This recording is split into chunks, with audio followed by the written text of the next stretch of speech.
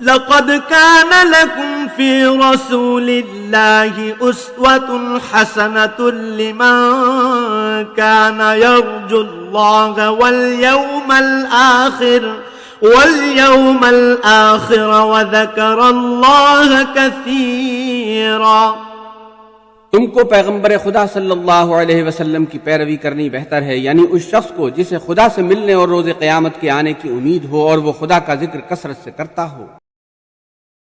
طارق بن شہاب نے بیان کیا کہ ایک یہودی کعب احبار اسلام لانے سے پہلے نے حضرت عمر رضی اللہ عنہ سے کہا، اے امیر المومنین رضی اللہ عنہ، اگر ہمارے یہاں سورہ مائدہ کی آیت نازل ہوتی کہ آج میں نے تمہارے لیے تمہارے دین کو مکمل کر دیا اور تم پر اپنی نعمت کو پورا کر دیا اور تمہارے لیے اسلام کو بطور دین کے پسند کر لیا، تو ہم اس دن کو عید خوشی کا دن بنا لیتے۔ حضرت عمر رضی اللہ عنہ نے کہا کہ میں جانتا ہوں کہ یہ آیت کس دن نازل ہوئی تھی۔ عرفہ کے دن نازل ہوئی اور جمعہ کا دن تھا۔ امام بخاری رحمہ اللہ نے کہا، یہ روایت سفیان نے مسعر سے سنی، مسعر نے قیس سے سنا اور قیس نے طارق سے۔ صحیح بخاری حدیث نمبر 7268۔ انس بن مالک رضی اللہ عنہ نے خبر دی کہ انہوں نے عمر رضی اللہ عنہ سے وہ خطبہ سنا جو انہوں نے وفات نبوی کے دوسرے دن پڑھا تھا، جس دن مسلمانوں نے ابو بکر رضی اللہ عنہ سے بیعت کی تھی۔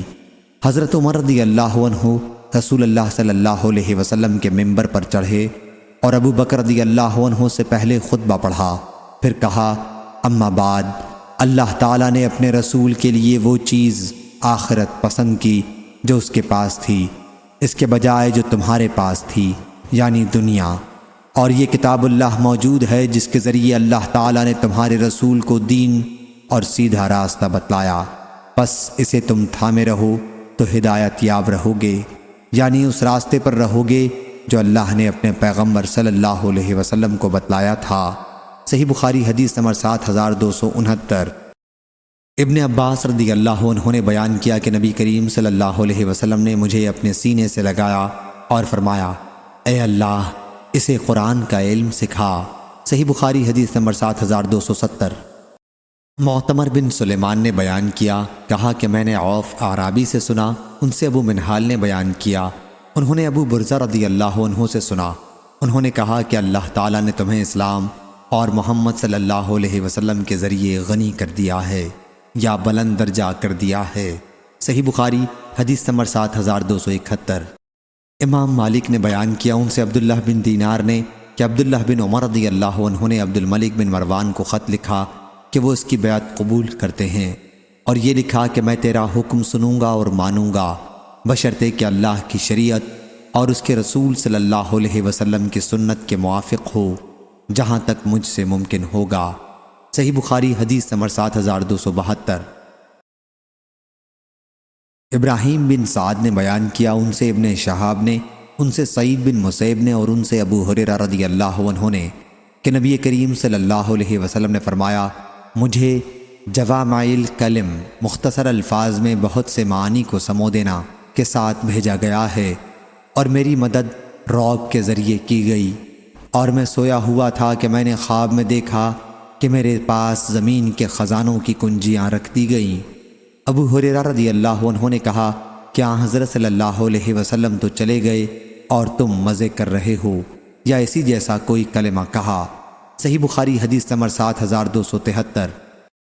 لیث بن سعد نے بیان کیا، ان سے سعید بن ابی سعید نے، ان سے ان کے والد نے اور ان سے ابو ہریرہ رضی اللہ عنہ نے کہ نبی کریم صلی اللہ علیہ وسلم نے فرمایا، انبیاء میں سے کوئی نبی ایسا نہیں جن کو کچھ نشانیاں یعنی معجزات نہ دیے گئے ہوں جن کے مطابق ان پر ایمان لایا گیا، یا آپ صلی اللہ علیہ وسلم نے فرمایا کہ انسان ایمان لائے، اور مجھے جو بڑا معجزہ دیا گیا وہ قرآن مجید ہے جو اللہ نے میری طرف بھیجا، بس میں امید کرتا ہوں کہ قیامت کے دن شمار میں تمام انبیاء سے زیادہ پیروی کرنے والے میرے ہوں گے۔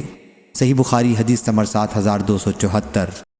عمر بن عباس نے بیان کیا، کہا ہم سے عبد الرحمن بن مہدی نے، کہا ہم سے سفیان ثوری نے، ان سے واصل نے، ان سے ابو وائل نے بیان کیا کہ اس مسجد خانہ کعبہ میں شیبہ بن عثمان جہمی جو کعبے کے کلید بردار تھے کے پاس بیٹھا، تو انہوں نے کہا کہ جہاں تم بیٹھے ہو وہیں عمر رضی اللہ عنہ بھی میرے پاس بیٹھے تھے، اور انہوں نے کہا تھا کہ میرا ارادہ ہے کہ کعبے میں کسی طرح کا سونا چاندی نہ چھوڑوں اور سب مسلمانوں میں تقسیم کر دوں جو نظر اللہ کعبے میں جمع ہے۔ میں نے کہا کہ آپ ایسا نہیں کر سکتے۔ کہا کیوں؟ میں نے کہا کہ آپ کے دونوں ساتھیوں رسول اللہ صلی اللہ علیہ وسلم اور ابو بکر رضی اللہ عنہ نے ایسا نہیں کیا تھا۔ اس پر انہوں نے کہا کہ وہ دونوں بزرگ ایسے ہی تھے جن کی اقتداء کرنی ہی چاہیے۔ صحیح بخاری حدیث نمبر 7275۔ سفیان بن عینہ نے بیان کیا، کہا کہ میں نے عامش سے پوچھا تو انہوں نے زید بن وہب سے بیان کیا کہ میں نے حذیفہ بن یمان رضی اللہ عنہ سے سنا۔ انہوں نے بیان کیا کہ نبی کریم صلی اللہ علیہ وسلم نے فرمایا کہ امانت داری آسمان سے بعض لوگوں کے دلوں کی جڑوں میں اتری، یعنی ان کی فطرت میں داخل ہے، اور قرآن مجید نازل ہوا تو انہوں نے قرآن مجید کا مطلب سمجھا اور سنت کا علم حاصل کیا، تو قرآن و حدیث دونوں سے اس ایمانداری کو جو فطرتی تھی پوری قوت مل گئی۔ صحیح بخاری حدیث نمبر 7276۔ عبداللہ بن مسعود رضی اللہ عنہ نے کہا، سب سے اچھی بات کتاب اللہ ہے، اور سب سے اچھا طریقہ محمد صلی اللہ علیہ وسلم کا طریقہ ہے، اور سب سے بری نئی بات بدعت پیدا کرنا ہے دین میں، اور بلا شبہ جس کا تم سے وعدہ کیا جاتا ہے وہ آ کر رہے گی، اور تم پروردگار سے بچ کر کہیں نہیں جا سکتے۔ صحیح بخاری حدیث نمبر 7277۔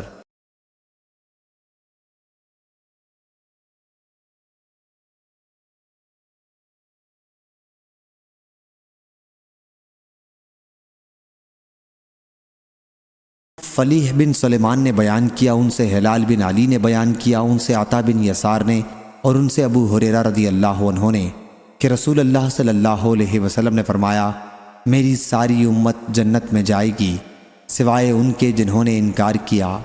صحابہ رضی اللہ عنہم نے عرض کیا، یا رسول اللہ صلی اللہ علیہ وسلم انکار کون کرے گا؟ فرمایا کہ جو میری اطاعت کرے گا وہ جنت میں داخل ہوگا، اور جو میری نافرمانی کرے گا اس نے انکار کیا۔ صحیح بخاری حدیث نمبر 7280۔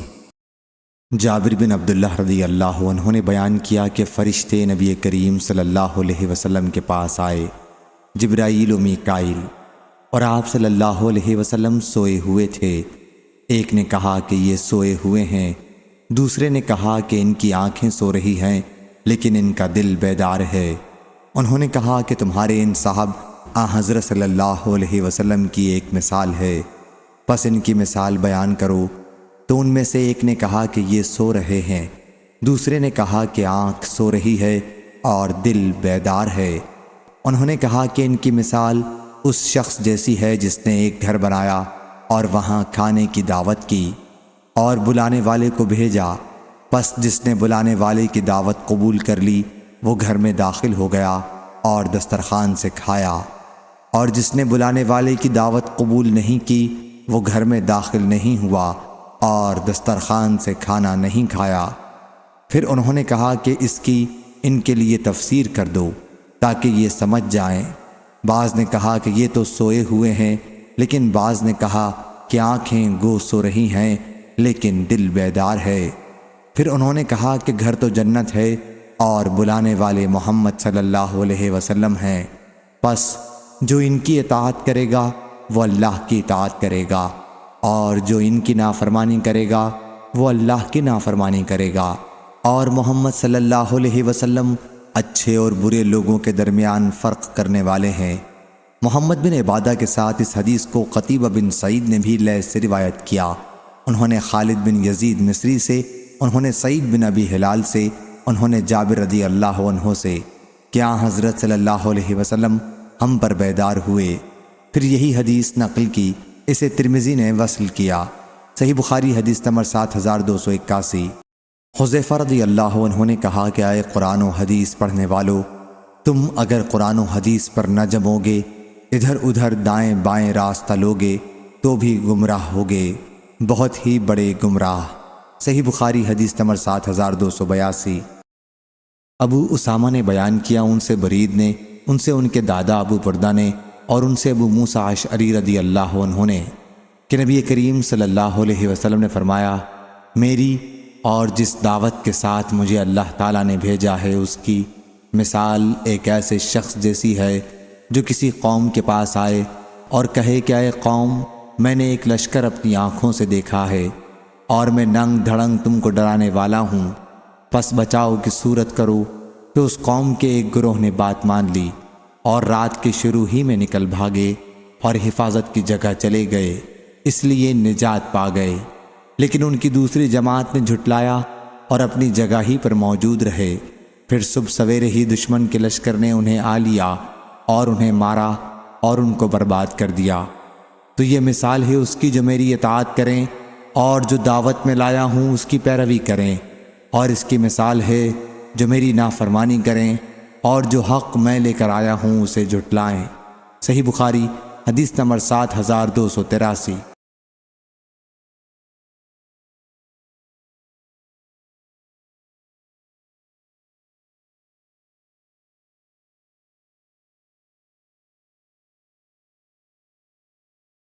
عبداللہ بن عباس رضی اللہ عنہ نے بیان کیا کہ آئینہ بن حسن بن حذیفہ بن بدر مدینہ آئے اور اپنے بھتیجے حر بن قیس بن حسن کے یہاں قیام کیا۔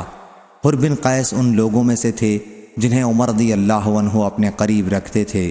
قرآن مجید کے علماء عمر رضی اللہ عنہ کی شریک مجلس و مشورہ رہتے تھے، خواہ وہ بوڑھے ہوں یا جوان۔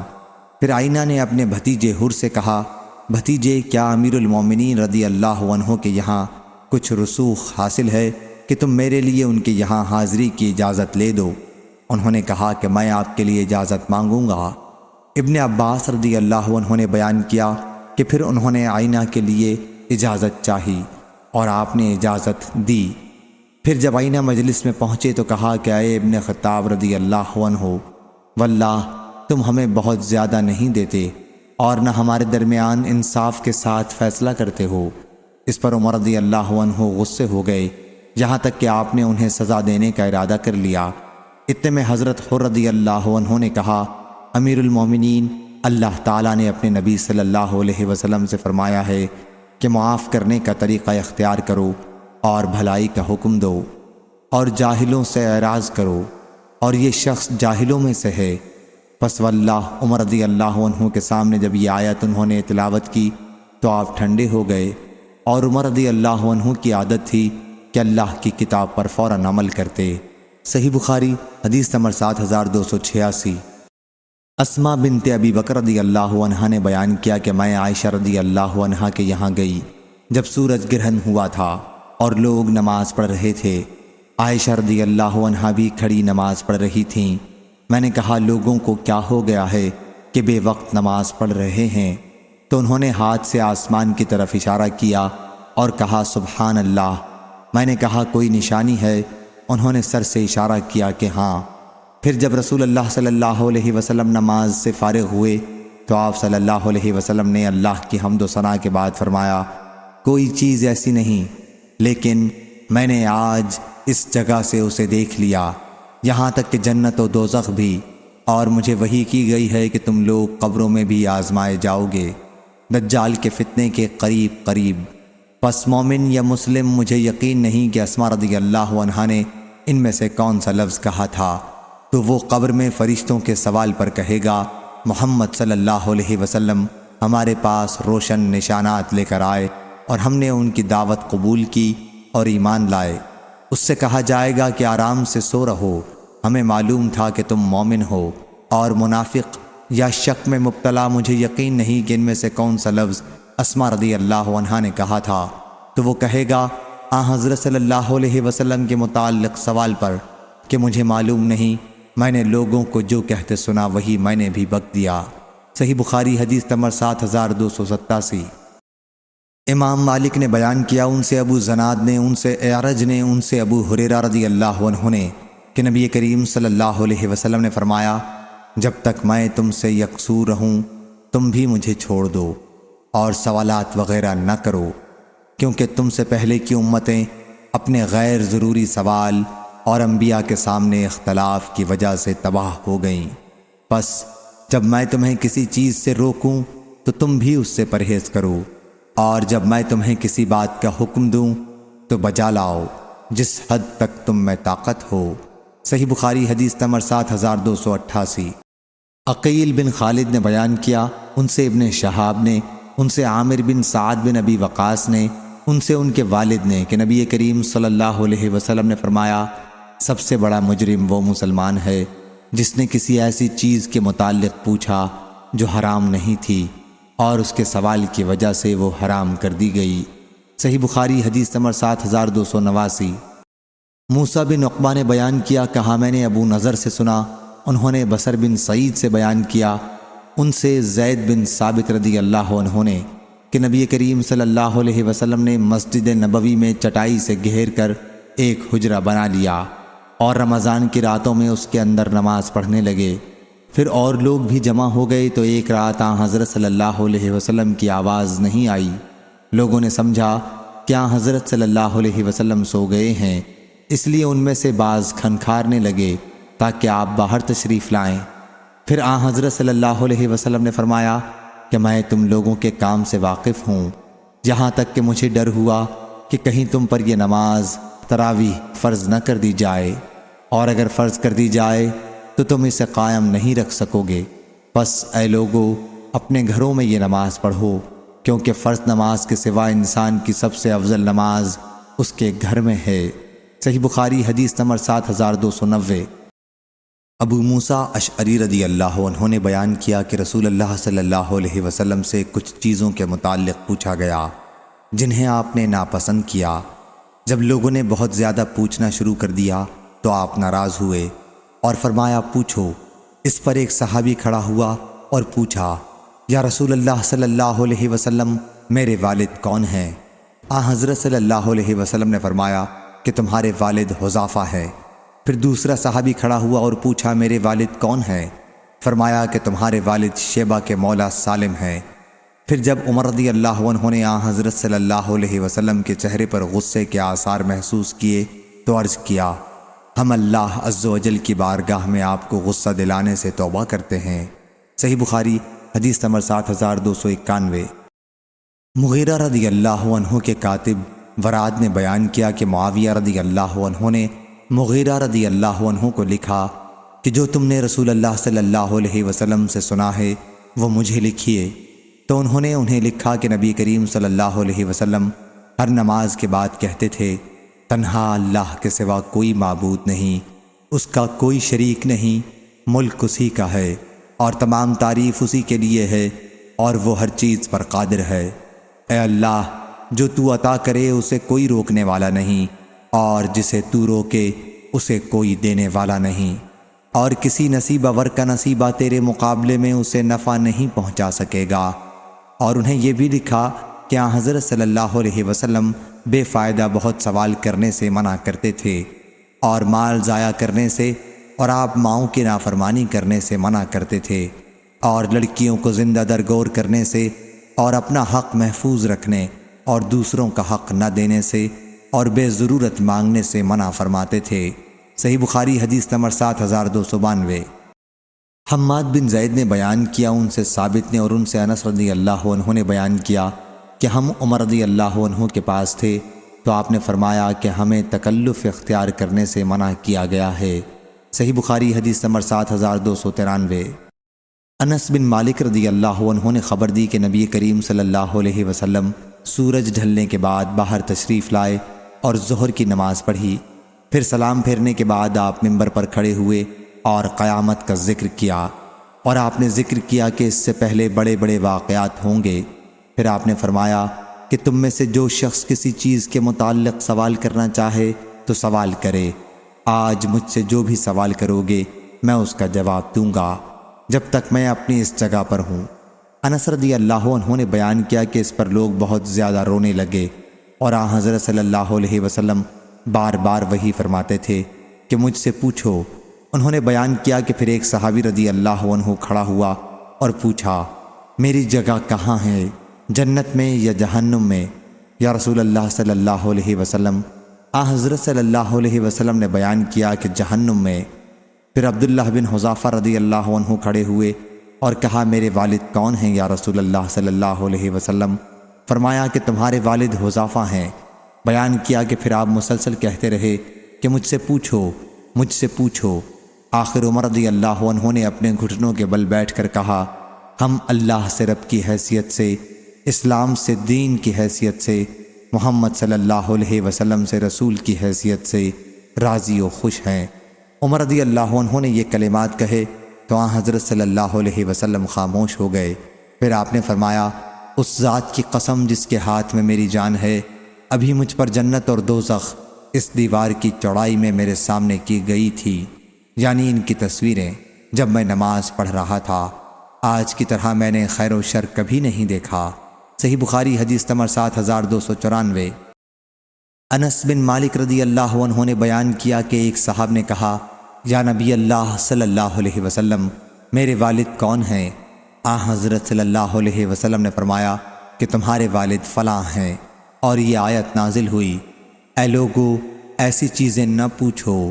صحیح بخاری حدیث نمبر 7295۔ عبداللہ بن عبد الرحمن نے بیان کیا، انہوں نے انس بن مالک رضی اللہ عنہ سے سنا کہ رسول اللہ صلی اللہ علیہ وسلم نے فرمایا، انسان برابر سوال کرتا رہے گا، یہاں تک کہ سوال کرے گا کہ یہ تو اللہ ہے، ہر چیز کا پیدا کرنے والا، لیکن اللہ کو کس نے پیدا کیا؟ صحیح بخاری حدیث نمبر 7296۔ ابن مسعود رضی اللہ عنہ نے بیان کیا کہ میں نبی کریم صلی اللہ علیہ وسلم کے ساتھ مدینے کے ایک کھیت میں تھا۔ حضرت صلی اللہ علیہ وسلم کھجور کی ایک شاخ پر ٹیک لگائے ہوئے تھے۔ کچھ یہودی ادھر سے گزرے تو ان میں سے بعض نے کہا کہ ان سے روح کے بارے میں پوچھو، لیکن دوسروں نے کہا کہ ان سے نہ پوچھو، کہیں ایسی بات نہ سنا دیں جو تمہیں ناپسند ہے۔ آخر آپ صلی اللہ علیہ وسلم کے پاس وہ لوگ آئے اور کہا، ابو القاسم صلی اللہ علیہ وسلم، روح کے بارے میں ہمیں بتائیے۔ پھر حضرت صلی اللہ علیہ وسلم تھوڑی دیر کھڑے دیکھتے رہے۔ میں سمجھ گیا کہ آپ پر وحی نازل ہو رہی ہے۔ میں تھوڑی دور ہٹ گیا یہاں تک کہ وحی کا نزول پورا ہو گیا۔ پھر آپ صلی اللہ علیہ وسلم نے یہ آیت پڑھی، اور آپ صلی اللہ علیہ وسلم سے روح کے بارے میں پوچھتے ہیں، کہیے کہ روح میرے رب کے حکم میں سے ہے۔ صحیح بخاری حدیث نمبر 7297۔ عبداللہ بن عمر رضی اللہ عنہ نے بیان کیا کہ نبی کریم صلی اللہ علیہ وسلم نے سونے کی ایک انگوٹھی بنوائی تو دوسرے لوگوں نے بھی سونے کی انگوٹھیاں بنوا لیں۔ پھر حضرت صلی اللہ علیہ وسلم نے فرمایا کہ میں نے سونے کی ایک انگوٹھی بنوائی تھی، پھر آپ صلی اللہ علیہ وسلم نے پھینک دی اور فرمایا کہ میں اسے کبھی نہیں پہنوں گا۔ چنانچہ اور لوگوں نے بھی اپنی انگوٹھیاں پھینک دیں۔ صحیح بخاری حدیث نمبر 7298۔ ابو ہریرہ رضی اللہ عنہ نے بیان کیا کہ نبی کریم صلی اللہ علیہ وسلم نے فرمایا، تم صوم وصال، افطار و سحر کے بغیر کئی دن کے روزے نہ رکھا کرو۔ صحابہ رضی اللہ عنہم نے کہا کہ حضرت صلی اللہ علیہ وسلم تو صوم وصال رکھتے ہیں۔ حضرت صلی اللہ علیہ وسلم نے فرمایا کہ میں تم جیسا نہیں ہوں، میں رات گزارتا ہوں اور میرا رب مجھے کھلاتا پلاتا ہے، لیکن لوگ صوم وصال سے نہیں رکے۔ بیان کیا کہ پھر حضرت صلی اللہ علیہ وسلم نے ان کے ساتھ 2 دن یا 2 راتوں میں صوم وصال کیا۔ پھر لوگوں نے چاند دیکھ لیا تو حضرت صلی اللہ علیہ وسلم نے فرمایا کہ اگر چاند نہ نظر آتا تو میں اور وصال کرتا۔ حضرت صلی اللہ علیہ وسلم کا مقصد انہیں سرزنش کرنا تھا۔ صحیح بخاری حدیث نمبر 7299۔ ابراہیم تیمی نے بیان کیا، کہا مجھ سے میرے والد نے بیان کیا، کہا کہ علی رضی اللہ عنہ ہمیں اینٹ کے بنے ہوئے ممبر پر کھڑے ہو کر خطبہ دیا۔ آپ تلوار لیے ہوئے تھے جس میں ایک صحیفہ لٹکا ہوا تھا۔ آپ نے فرمایا، واللہ ہمارے پاس کتاب اللہ کے سوا کوئی اور کتاب نہیں جسے پڑھا جائے اور سوائے اس صحیفے کے۔ پھر انہوں نے اسے کھولا تو اس میں دیت میں دیے جانے والے اونٹوں کی عمروں کا بیان تھا کہ دیت میں اتنی اتنی عمر کے اونٹ دیے جائیں، اور اس میں یہ بھی تھا کہ مدینہ طیبہ کی زمین عیر پہاڑی سے سور پہاڑی تک حرم ہے، پس اس میں جو کوئی نئی بات بدعت نکالے گا اس پر اللہ کی لعنت ہے، اور فرشتوں کی اور تمام لوگوں کی۔ اللہ اس سے کسی فرض یا نفل عبادت کو قبول نہیں کرے گا۔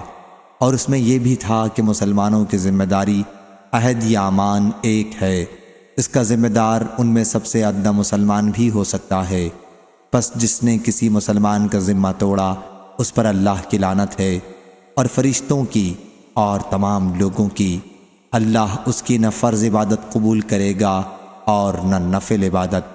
اور اس میں یہ بھی تھا کہ جس نے کسی سے اپنے والیوں کی اجازت کے بغیر ولا کا رشتہ قائم کیا، اس پر اللہ اور فرشتوں اور تمام انسانوں کی لعنت ہے۔ اللہ نہ اس کی فرض نماز قبول کرے گا نہ نفل۔ صحیح بخاری حدیث نمبر 7300۔ عائشہ رضی اللہ عنہا نے بیان کیا کہ نبی کریم صلی اللہ علیہ وسلم نے کوئی کام کیا جس سے بعض لوگوں نے بچنا پرہیز کرنا اختیار کیا۔ جب حضرت صلی اللہ علیہ وسلم کو اس کی خبر پہنچی تو آپ صلی اللہ علیہ وسلم نے فرمایا کہ ان لوگوں کا کیا حال ہوگا جو ایسی چیز سے پرہیز اختیار کرتے ہیں جو میں کرتا ہوں۔ واللہ میں ان سے زیادہ اللہ کے متعلق علم رکھتا ہوں اور ان سے زیادہ خشیت رکھتا ہوں۔ صحیح بخاری حدیث نمبر 7301۔ ابن ابی ملیکہ نے بیان کیا کہ امت کے دو بہترین انسان قریب تھا کہ ہلاک ہو جاتے، یعنی ابو بکر و عمر رضی اللہ عنہما۔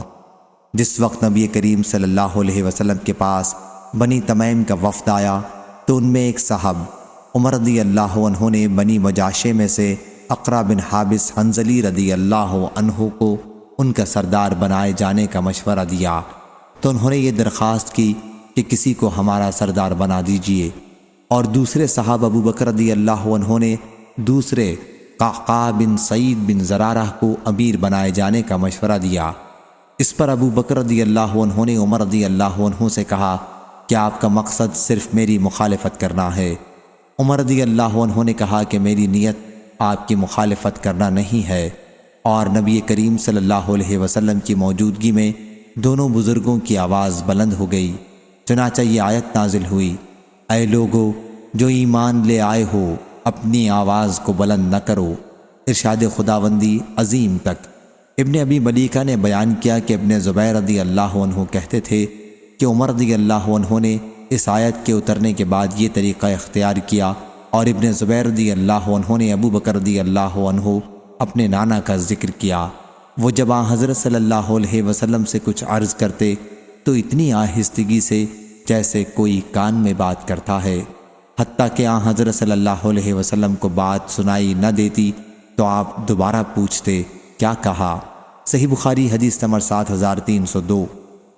ام المومنین عائشہ رضی اللہ عنہا نے بیان کیا کہ رسول اللہ صلی اللہ علیہ وسلم نے اپنی بیماری میں فرمایا، ابو بکر رضی اللہ عنہ سے کہو کہ لوگوں کو نماز پڑھائیں۔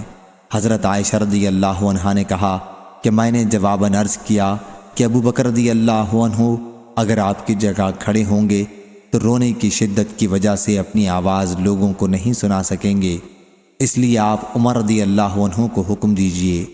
حضرت صلی اللہ علیہ وسلم نے فرمایا کہ ابو بکر رضی اللہ عنہ سے کہو کہ لوگوں کو نماز پڑھائیں۔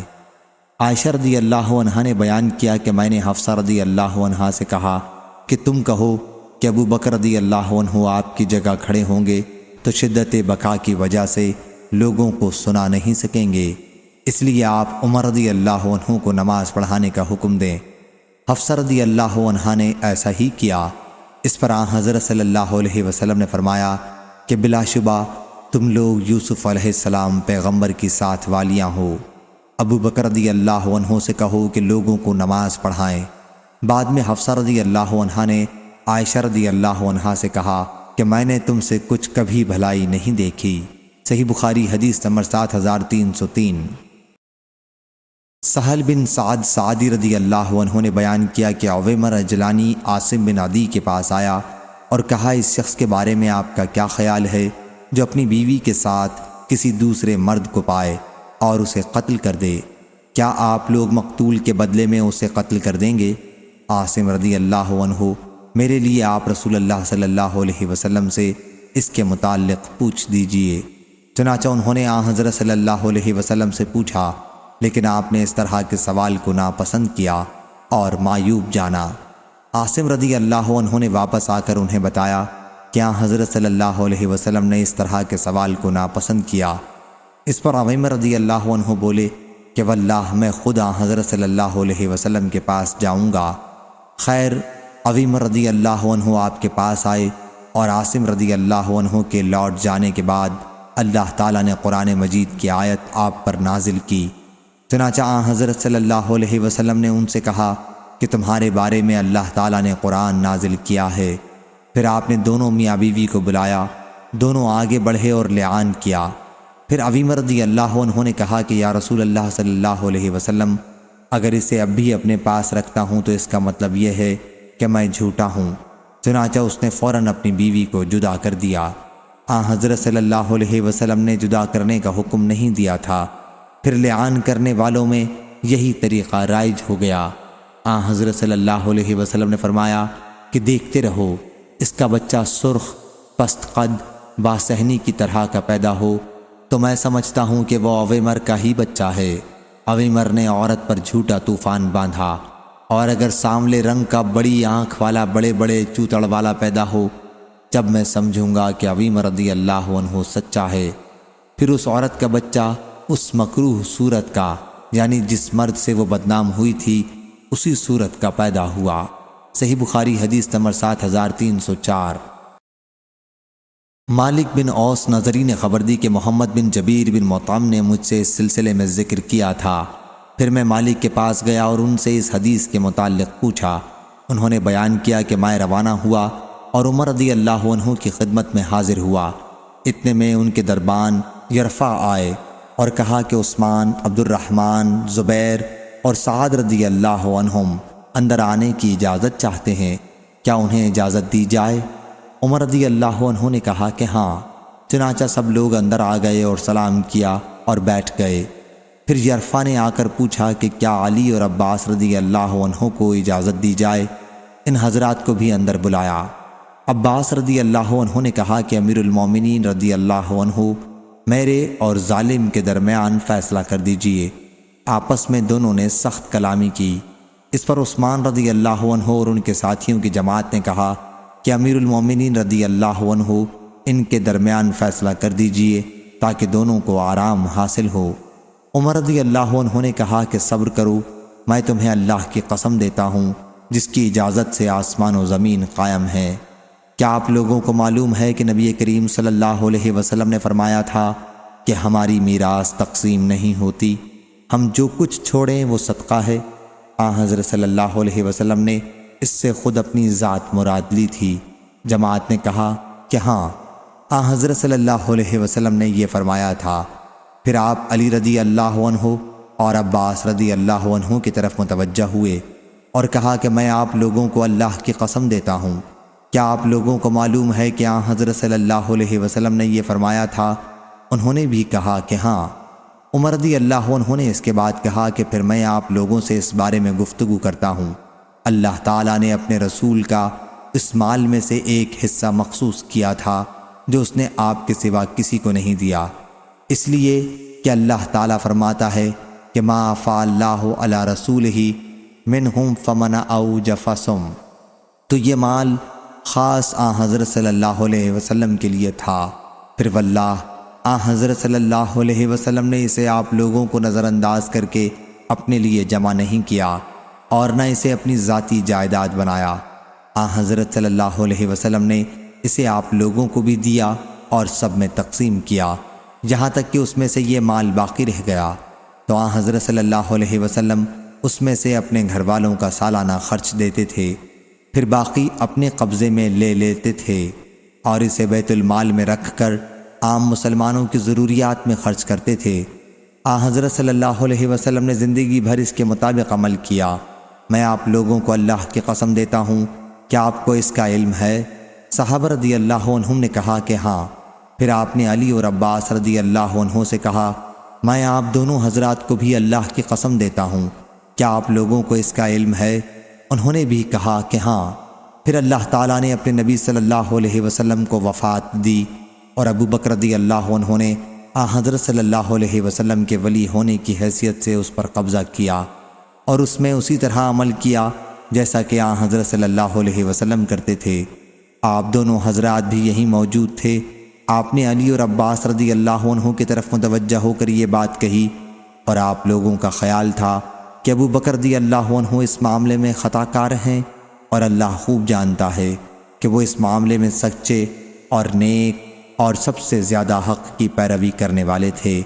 پھر اللہ تعالیٰ نے ابو بکر رضی اللہ عنہ کو بھی وفات دی، اور میں نے کہا کہ میں رسول اللہ صلی اللہ علیہ وسلم اور ابو بکر رضی اللہ عنہ کا ولی ہوں۔ اس طرح میں نے بھی اس جائیداد کو اپنے قبضے میں 2 سال تک رکھا، اور اس میں اسی کے مطابق عمل کرتا رہا جیسا کہ حضرت صلی اللہ علیہ وسلم اور ابو بکر رضی اللہ عنہ نے کیا تھا۔ پھر آپ دونوں حضرات میرے پاس آئے، اور آپ لوگوں کا معاملہ ایک ہی تھا، کوئی اختلاف نہیں تھا۔ آپ عباس رضی اللہ عنہ اپنے بھائی کے لڑکے کی طرف سے اپنی میراث لینے آئے، اور یہ علی رضی اللہ عنہ اپنی بیوی کی طرف سے ان کے والد کے میراث کا مطالبہ کرنے آئے۔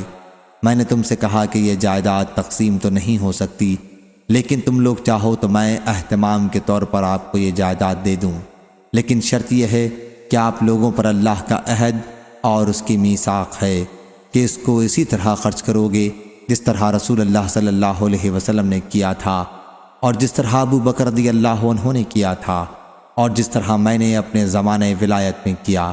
اگر یہ منظور نہ ہو تو پھر مجھ سے اس معاملے میں بات نہ کریں۔ آپ دونوں حضرات نے کہا کہ اس شرط کے ساتھ ہمارے حوالے جائیداد کر دیں۔ چنانچہ میں نے اس شرط کے ساتھ آپ کے حوالے جائیداد کر دی تھی۔ میں آپ لوگوں کو اللہ کی قسم دیتا ہوں، کیا میں نے ان لوگوں کو اس شرط کے ساتھ جائیداد دی تھی؟ جماعت نے کہا کہ ہاں۔ پھر آپ علی اور عباس رضی اللہ عنہ کی طرف متوجہ ہوئے اور کہا، میں آپ لوگوں کو اللہ کی قسم دیتا ہوں، کیا میں نے جائیداد آپ لوگوں کو اس شرط کے ساتھ حوالے کی تھی؟ انہوں نے بھی کہا کہ ہاں۔ پھر آپ نے کہا، کیا آپ لوگ مجھ سے اس کے سوا کوئی اور فیصلہ چاہتے ہیں؟ پس اس ذات کی قسم جس کے حکم سے آسمان و زمین قائم ہیں، اس میں اس کے علاوہ کوئی فیصلہ نہیں کر سکتا یہاں تک کہ قیامت آ جائے۔ اگر آپ لوگ اس کا انتظام نہیں کر سکتے تو پھر میرے حوالے کر دو، میں اس کا بھی انتظام کر لوں گا۔ صحیح بخاری حدیث نمبر 7305۔ عاصم نے بیان کیا، کہا کہ میں نے انس رضی اللہ عنہ سے پوچھا، کیا رسول اللہ صلی اللہ علیہ وسلم نے مدینہ منورہ کو حرمت والا شہر قرار دیا ہے؟ فرمایا کہ ہاں، فلاں جگہ عیر سے فلاں جگہ سور تک اس علاقے کا درخت نہیں کاٹا جائے گا۔ جس نے اس حدود میں کوئی نئی بات پیدا کی، اس پر اللہ کی، فرشتوں کی اور تمام انسانوں کی لعنت ہے۔ عاصم نے بیان کیا کہ پھر مجھے موسیٰ بن انس نے خبر دی کہ انس رضی اللہ عنہ نے یہ بھی بیان کیا تھا کہ یا کسی نے دین میں بدعت پیدا کرنے والے کو پناہ دی۔ صحیح بخاری حدیث نمبر 7306۔ عروہ نے بیان کیا کہ عبداللہ بن عمرو بن عاص رضی اللہ عنہ نے ہمیں ساتھ لے کر حج کیا تو میں نے انہیں یہ کہتے سنا کہ میں نے نبی کریم صلی اللہ علیہ وسلم سے سنا، آپ نے فرمایا کہ اللہ تعالیٰ علم کو اس کے بعد کہ تمہیں دیا ہے ایک دم سے نہیں اٹھا لے گا، بلکہ اسے اس طرح ختم کرے گا کہ علماء کو ان کے علم کے ساتھ اٹھا لے گا۔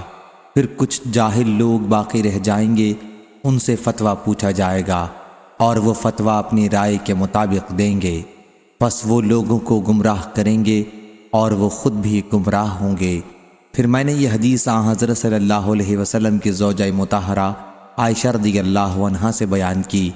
ان کے بعد عبداللہ بن عمرو رضی اللہ عنہ نے دوبارہ حج کیا تو ام المومنین رضی اللہ عنہا نے مجھ سے کہا کہ بھانجے عبداللہ کے پاس جاؤ اور میرے لیے اس حدیث کو سن کر خوب مضبوط کر لو جو حدیث تم نے مجھ سے ان کے واسطے سے بیان کی تھی۔ چنانچہ میں ان کے پاس آیا اور میں نے ان سے پوچھا تو انہوں نے مجھ سے وہ حدیث بیان کی اسی طرح جیسا کہ وہ پہلے مجھ سے بیان کر چکے تھے۔ پھر میں عائشہ رضی اللہ عنہا کے پاس آیا اور انہیں اس کی خبر دی تو انہیں تعجب ہوا اور بولیں کہ واللہ عبداللہ بن عمرو رضی اللہ عنہ نے خوب یاد رکھا۔ صحیح بخاری حدیث نمبر 7307۔ ابو غیوانہ نے بیان کیا، ان سے عامش نے، ان سے ابو وائل نے بیان کیا کہ سہل بن حنیف رضی اللہ عنہ نے جنگ صفین کے موقع پر کہا کہ لوگو اپنے دین کے مقابلے میں اپنی رائے کو بے حقیقت سمجھو۔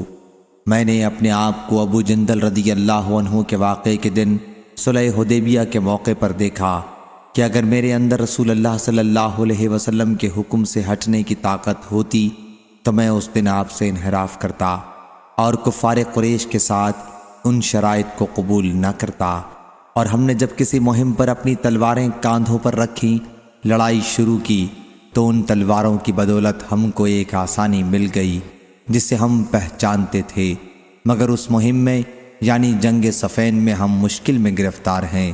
دونوں طرف والے اپنے اپنے دلائل پیش کرتے ہیں۔ ابو عامش نے کہا کہ ابو وائل نے بتایا کہ میں صفین میں موجود تھا، اور صفین کی لڑائی بھی کیا بری لڑائی تھی جس میں مسلمان آپس میں کٹ مرے۔ صحیح بخاری حدیث نمبر 7308۔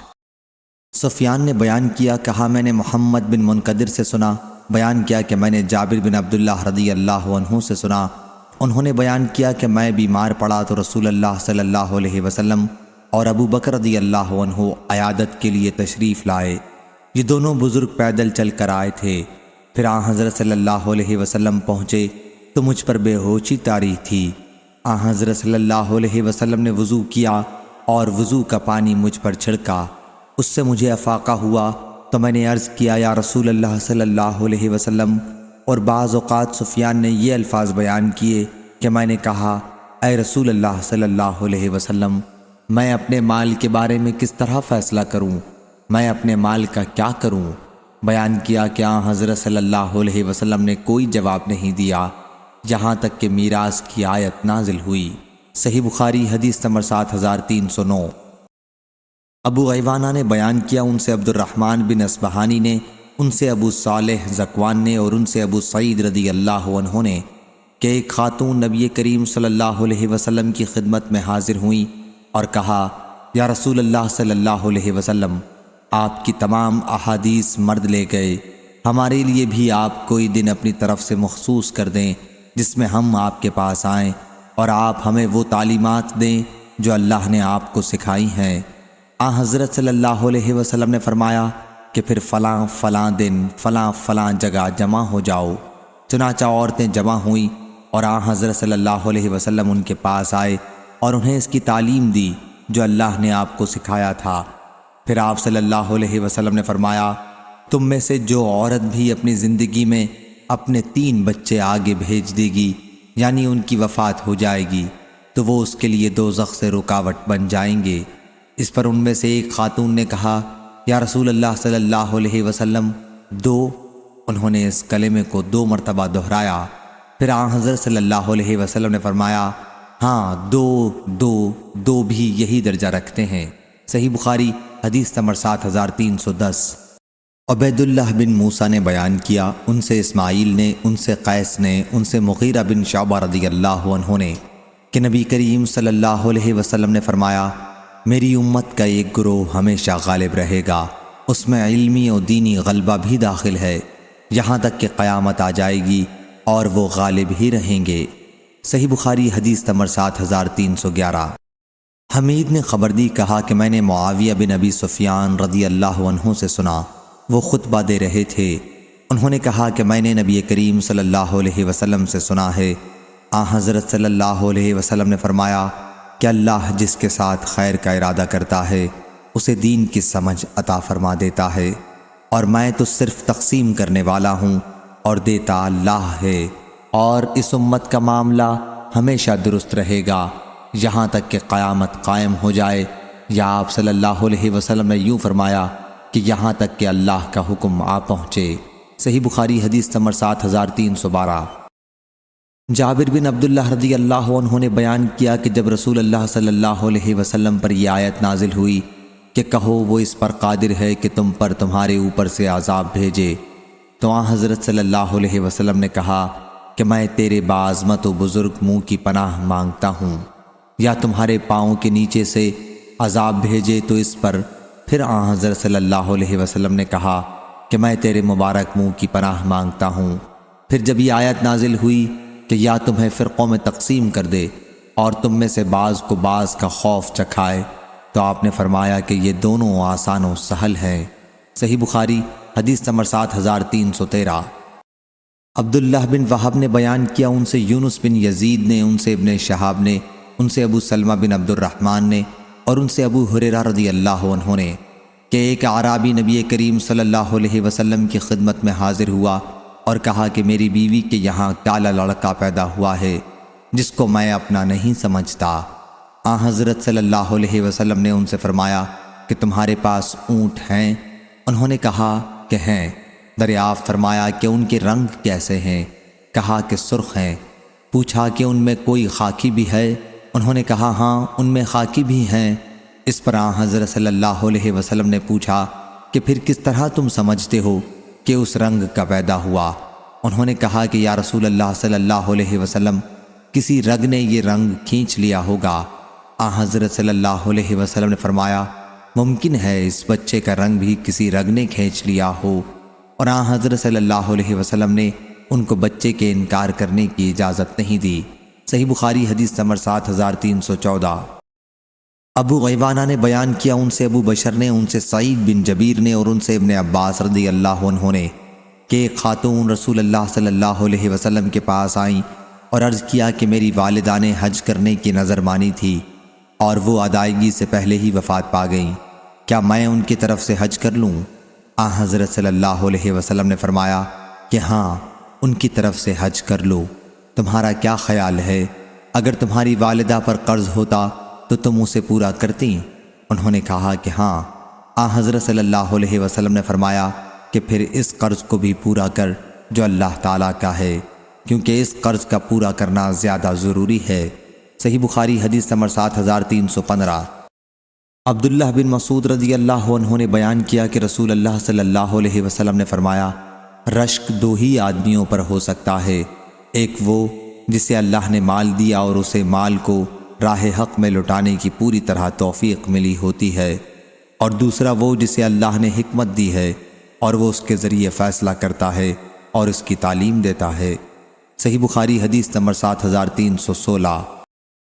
مغیرہ بن شعبہ رضی اللہ عنہ نے بیان کیا کہ عمر بن خطاب رضی اللہ عنہ نے عورت کے املاس کے متعلق صحابہ رضی اللہ عنہم سے پوچھا، یہ اس عورت کو کہتے ہیں جس کے پیٹ پر جبکہ وہ حاملہ ہو مار دیا گیا ہو اور اس کا ناتمام ادھورا بچہ گر گیا ہو۔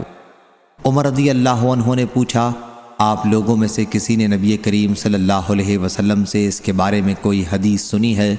میں نے کہا کہ میں نے سنی ہے۔ پوچھا کیا حدیث ہے؟ میں نے بیان کیا کہ میں نے نبی کریم صلی اللہ علیہ وسلم سے سنا ہے کہ ایسی صورت میں ایک غلام یا باندی تاوان کے طور پر ہے۔ عمر رضی اللہ عنہ نے کہا کہ تم اب چھوٹ نہیں سکتے یہاں تک کہ تم نے جو حدیث بیان کی ہے اس سلسلے میں نجات کا کوئی ذریعہ یعنی کوئی شہادت کہ واقعی حضرت صلی اللہ علیہ وسلم نے یہ حدیث فرمائی تھی لاؤ۔ صحیح بخاری حدیث نمبر 7317۔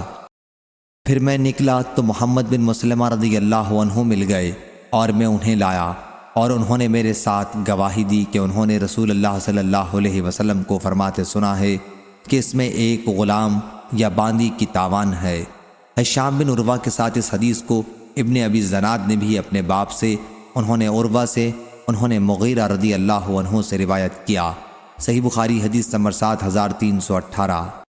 ابن ابی ذئب نے بیان کیا ان سے مقبری نے اور ان سے ابو ہریرہ رضی اللہ عنہ نے کہ نبی کریم صلی اللہ علیہ وسلم نے فرمایا قیامت اس وقت تک قائم نہیں ہوگی جب تک میری امت اس طرح پچھلی امتوں کے مطابق نہیں ہو جائے گی جیسے بالشت بالشت کے اور ہاتھ ہاتھ کے برابر ہوتا ہے۔ پوچھا گیا یا رسول اللہ صلی اللہ علیہ وسلم اگلی امتوں سے کون مراد ہے؟ پارسی اور نصرانی۔ آپ نے فرمایا پھر اور کون؟ صحیح بخاری حدیث نمبر 7319۔ ابو سعید خدری رضی اللہ عنہ نے بیان کیا کہ نبی کریم صلی اللہ علیہ وسلم نے فرمایا تم اپنے سے پہلی امتوں کو ایک ایک بالشت اور ایک ایک گز میں تباہ کرو گے، یہاں تک کہ اگر وہ کسی گوہ کے سوراخ میں داخل ہوئے ہوں گے تو تم اس میں بھی ان کی اتباع کرو گے۔ ہم نے پوچھا یا رسول اللہ صلی اللہ علیہ وسلم کیا یہود و نصارہ مراد ہیں؟ فرمایا پھر اور کون؟ صحیح بخاری حدیث نمبر 7320۔ عبداللہ بن مسعود رضی اللہ عنہ نے بیان کیا کہ نبی کریم صلی اللہ علیہ وسلم نے فرمایا جو شخص بھی ظلم کے ساتھ قتل کیا جائے گا اس کے گناہ کا ایک حصہ آدم علیہ السلام کے پہلے بیٹے قابیل پر بھی پڑے گا۔ بعض اوقات سفیان نے اس طرح بیان کیا کہ اس کے خون کا، کیونکہ اسی نے سب سے پہلے ناحق خون کی بری رسم قائم کی۔ صحیح بخاری حدیث نمبر 7321۔ امام مالک نے بیان کیا انہوں نے محمد بن منقدر سے، انہوں نے جابر بن عبداللہ انصاری سلمہ رضی اللہ عنہ سے کہ ایک گنوار قیس بن ابی حازم یا قیس بن حازم یا اور کوئی نے آن حضرت صلی اللہ علیہ وسلم سے اسلام پر بیعت کی، پھر مدینے میں اس کو تپ آنے لگی۔ وہ آن حضرت صلی اللہ علیہ وسلم کے پاس آیا، کہنے لگا یا رسول اللہ صلی اللہ علیہ وسلم میری بیعت توڑ دیجئے۔ آن حضرت صلی اللہ علیہ وسلم نے انکار کیا، پھر آیا اور کہنے لگا یا رسول اللہ صلی اللہ علیہ وسلم میری بیعت فسخ کر دیجئے۔ آن حضرت صلی اللہ علیہ وسلم نے پھر انکار کیا۔ اس کے بعد وہ مدینے سے نکل کر اپنے جنگل کو چلا گیا تو آن حضرت صلی اللہ علیہ وسلم نے فرمایا کہ مدینہ لوہار کی بھٹی کی طرح ہے جو اپنی میل کچیل دور کر دیتی ہے اور کھرے پاکیزہ مال کو رکھ لیتی ہے۔ صحیح بخاری حدیث نمبر 7322۔ ابن عباس رضی اللہ عنہ نے بیان کیا کہ میں عبد الرحمن بن عوف رضی اللہ عنہ کو قرآن مجید پڑھایا کرتا تھا۔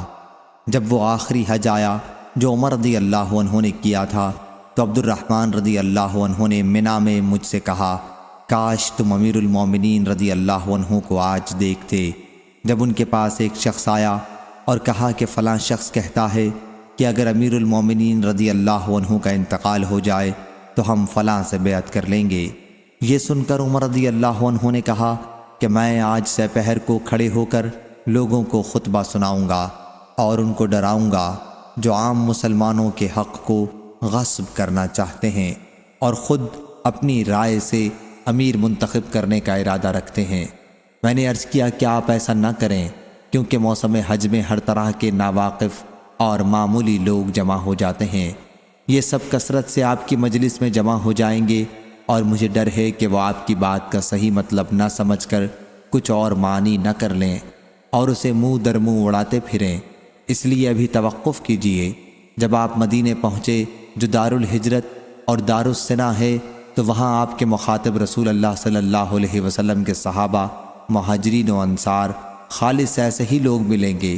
وہ آپ کی بات کو یاد رکھیں گے اور اس کا مطلب بھی ٹھیک بیان کریں گے۔ اس پر امیر المومنین رضی اللہ عنہ نے کہا کہ واللہ میں مدینہ پہنچ کر جو پہلا خطبہ دوں گا اس میں اس کا بیان کروں گا۔ ابن عباس رضی اللہ عنہ نے بیان کیا کہ پھر ہم مدینہ آئے تو حضرت عمر رضی اللہ عنہ جمعہ کے دن دوپہر ڈھلے برآمد ہوئے اور خطبہ سنایا۔ انہوں نے کہا اللہ پاک نے حضرت محمد صلی اللہ علیہ وسلم کو سچا رسول بنا کر بھیجا اور آپ پر قرآن اتارا۔ اس قرآن میں رجم کی آیت بھی تھی۔ صحیح بخاری حدیث نمبر 7323۔ محمد بن سیرین نے بیان کیا کہ ہم ابو ہریرہ رضی اللہ عنہ کے پاس تھے اور ان کے جسم پر کتان کے 2 کپڑے گیرو میں رنگے ہوئے تھے۔ انہوں نے انہی کپڑوں میں ناک صاف کی اور کہا واہ واہ، دیکھو ابو ہریرہ رضی اللہ عنہ کتان کے کپڑوں میں ناک صاف کرتا ہے، اب ایسا مالدار ہو گیا۔ حالانکہ میں نے اپنے آپ کو ایک زمانے میں ایسا پایا ہے کہ میں رسول اللہ صلی اللہ علیہ وسلم کے ممبر اور عائشہ رضی اللہ عنہا کے حجرے کے درمیان بے ہوش ہو کر گر پڑتا تھا اور گزرنے والا میری گردن پر یہ سمجھ کر پاؤں رکھتا تھا کہ میں پاگل ہو گیا ہوں، حالانکہ مجھے جنون نہیں ہوتا تھا بلکہ صرف بھوک کی وجہ سے میری یہ حالت ہو جاتی تھی۔ صحیح بخاری حدیث نمبر 7324۔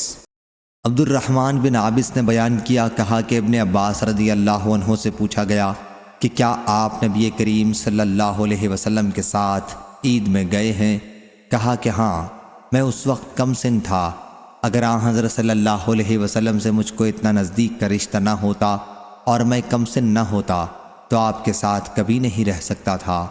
آن حضرت صلی اللہ علیہ وسلم گھر سے نکل کر اس نشان کے پاس آئے جو کثیر بن سلط کے مکان کے پاس ہے اور وہاں آپ نے نماز عید پڑھائی، پھر خطبہ دیا۔ انہوں نے اذان اور اقامت کا ذکر نہیں کیا۔ پھر آپ نے صدقہ دینے کا حکم دیا تو عورتیں اپنے کانوں اور گردنوں کی طرف ہاتھ بڑھانے لگیں زیوروں کا صدقہ دینے کے لیے۔ اس کے بعد حضرت صلی اللہ علیہ وسلم نے بلال رضی اللہ عنہ کو حکم فرمایا، وہ آئے اور صدقے میں ملی ہوئی چیزوں کو لے کر حضرت صلی اللہ علیہ وسلم کے پاس واپس گئے۔ صحیح بخاری حدیث نمبر 7325۔ سفیان بن عینہ نے بیان کیا، ان سے عبداللہ بن دینار نے اور ان سے ابن عمر رضی اللہ عنہ نے کہ نبی کریم صلی اللہ علیہ وسلم قباء میں تشریف لاتے تھے، کبھی پیدل اور کبھی سواری پر۔ صحیح بخاری حدیث نمبر 7326۔ ابو اسامہ نے بیان کیا، ان سے ہشام بن عروہ نے، ان سے ان کے والد نے اور ان سے عائشہ رضی اللہ عنہا نے کہ انہوں نے عبداللہ بن زبیر رضی اللہ عنہ سے کہا تھا کہ مجھے انتقال کے بعد میری سوکنوں کے ساتھ دفن کرنا۔ حضرت صلی اللہ علیہ وسلم کے ساتھ حجرے میں دفن مت کرنا، کیونکہ میں پسند نہیں کرتی کہ میری آپ کی اور بیویوں سے زیادہ پاکی بیان کی جائے۔ صحیح بخاری حدیث نمبر 7327۔ اور ہشام سے روایت ہے، ان سے ان کے والد نے بیان کیا کہ عمر رضی اللہ عنہ نے عائشہ رضی اللہ عنہا کے یہاں آدمی بھیجا کہ مجھے اجازت دیں کہ حضرت صلی اللہ علیہ وسلم کے ساتھ دفن کیا جاؤں۔ انہوں نے کہا کہ ہاں، اللہ کی قسم میں ان کو اجازت دیتی ہوں۔ راوی نے بیان کیا کہ پہلے جب کوئی صحابی ان سے وہاں دفن ہونے کی اجازت مانگتے تو وہ کہلا دیتی تھیں کہ نہیں، اللہ کی قسم میں ان کے ساتھ کسی اور کو دفن نہیں ہونے دوں گی۔ صحیح بخاری حدیث نمبر 7328۔ انس بن مالک رضی اللہ عنہ نے خبر دی کہ رسول اللہ صلی اللہ علیہ وسلم عصر کی نماز پڑھ کر ان گاؤں میں جاتے جو مدینے کی بلندی پر واقع ہیں، وہاں پہنچ جاتے اور سورج بلند رہتا۔ اوالی مدینہ کا بھی یہی حکم ہے، اور لیث نے بھی اس حدیث کو یونس سے روایت کیا۔